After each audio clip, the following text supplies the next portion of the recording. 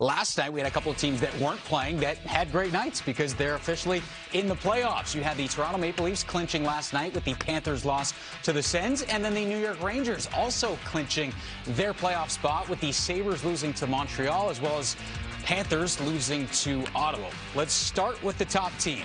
And it doesn't matter what happens in the regular season with Toronto. It all comes down to what happens April 17th, game one of round number one. Is this the year that Toronto kind of exercises those demons, gets over that first-round hump? I think it could be. I thought last year could have been, and last year could have been. They had opportunities. They're going to play Tampa again. It's already set in stone. Last year they were up 3-2, and they had Game 6, and then Game 7 they lost it at home. It's going to be the same situation. Chances are really good they're going to end up with home ice, and it's not about. Yes, it's about winning the Stanley Cup with this group of players. But you can't win the Stanley Cup if you don't win the first round. You saw that, the stat. Since 2004, they haven't got out of the first round.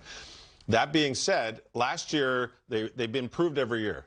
So from what they did last year to get to Game 7 and lose at home, I saw no reason why they couldn't have won that game last year. And I think Vasilevsky was incredible. But I look at it the same. They have the team to be able to do it. Are they going to do it? Well, I'll talk to you after the Game 7. Seriously. Right? Yeah. How much pressure is it? How much is between the ears with this team now?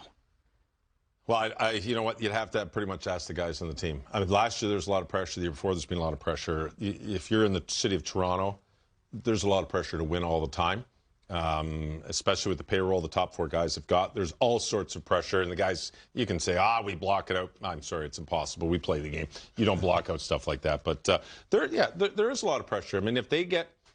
That's where Tampa's going to get the edge. I think if they get up in the series 2-1 or some of that, that's where all sorts of pressure is going to be on Toronto. If it's 1-0, 1-1, 2-1, Toronto has a lead in the series. I don't think they'll feel the pressure. If they fall behind in the series, I think that's when we're going to see some of these guys really start to feel it. Picking up on where you left on the fact that last year they played terrific. They did everything possible but win in Game 7 because I don't think they could have played a better series. I thought they played fantastic against Tampa Bay. I think Game 4 was a bad game. That was like the stinker of the series. But you're playing a team that went to the Stanley Cup Finals 3 times. I mean, that year, obviously, they had won back-to-back and trying for a three-peat. They're playing Tampa Lightning, and it was this close. I know close but no cigar doesn't mean a whole lot, but they're the only team in the National Hockey League that 19 years since they've won a playoff round, it's Stanley Cup or bust, because that's what they're thinking. But you've got to win the first round that you're talking about, because the Leafs are that good to me.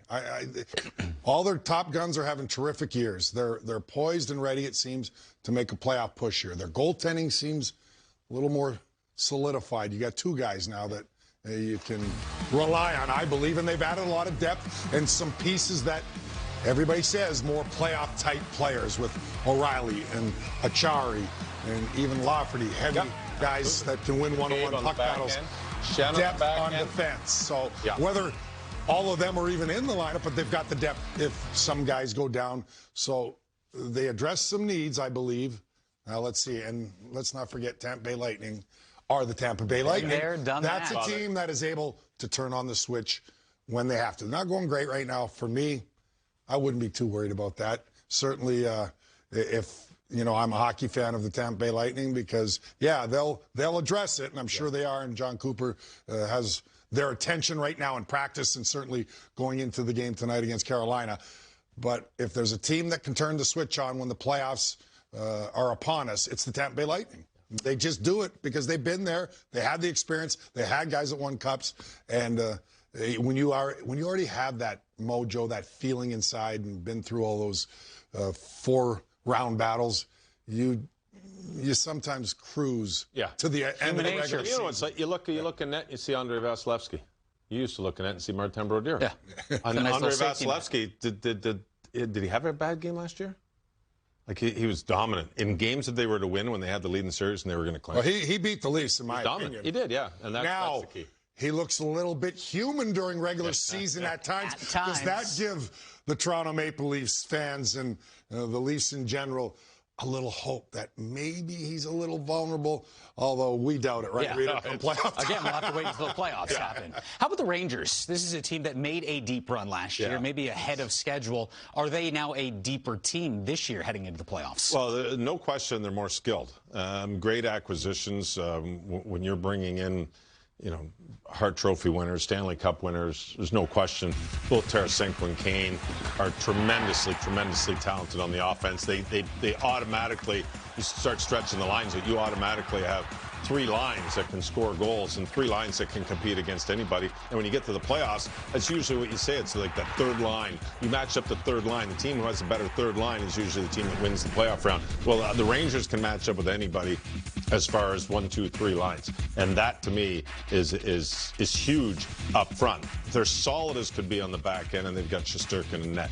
You're not going to, you want to drop a team, that's the way to do it. This is a well put together team, higher skilled, I believe, than what they had last year. I thought the acquisitions they got last year, the trade deadline, were good, but this year's acquisitions really bring game breakers on every line, which in my mind, you can't have enough of game breakers in the playoffs. You have to have your star power. The Rangers have plenty of star power. They had enough star power to start with, but they've even got more star power now.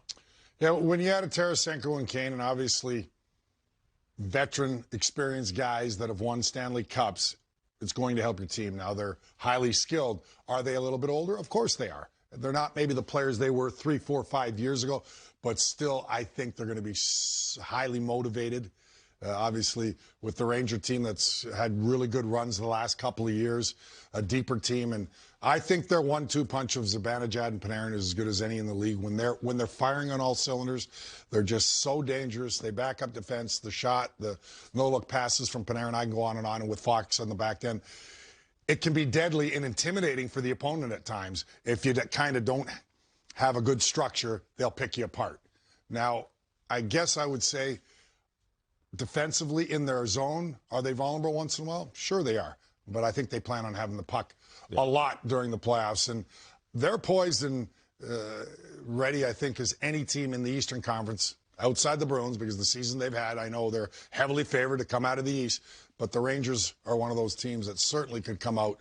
It would not surprise anybody, certainly not me. Yeah. All right, we'll have to see how it all plays out. All teams in the East chasing one team at this point. That is the Boston Bruins, who have a chance tonight to clinch the President's Trophy. They have to beat Nashville, as well as get a little help here in another game. Carolina has to lose to the Tampa Bay Lightning in regulation. The Golden Knights also can punch their ticket to the playoffs. They need to win against Edmonton in regulation, and then about 18,000 other scenarios. If it happens, we'll tell you how that one plays out.